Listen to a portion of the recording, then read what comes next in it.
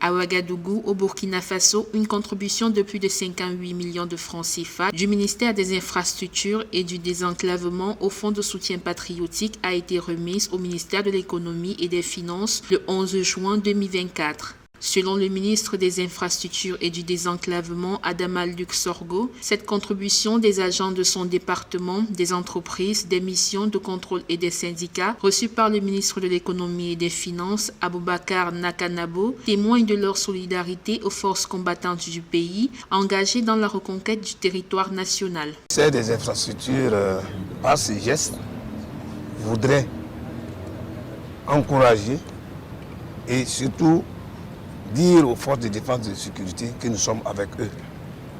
C'est une initiative des agents du ministère. Volontairement, ils ont consenti et nos partenaires aussi qui travaillent avec nous, notamment les bureaux d'études, les entreprises et les syndicats ont participé parce que nous sommes beaucoup plus impactés sur le terrain.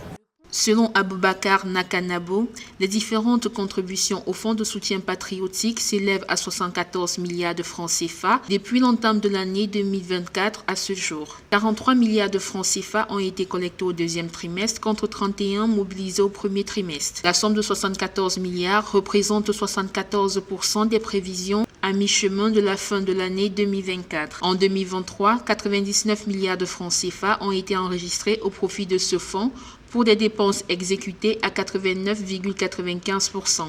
La conquête de la souveraineté est une lutte de libération et nous devons vraiment mettre tout en œuvre pour réussir cette lutte pour nous et également pour les générations futures. Institué le 23 janvier 2023 pour une durée d'1 an renouvelable en cas de besoin, le Fonds de soutien patriotique vise la prise en charge et l'équipement des volontaires pour la défense de la patrie, des supplétifs de l'armée formés au maniement des armes, mais aussi au secourisme, aux travaux d'intérêt général et aux droits de l'homme. En cas de dissolution, les ressources non utilisées du fonds sont reversées au Trésor public.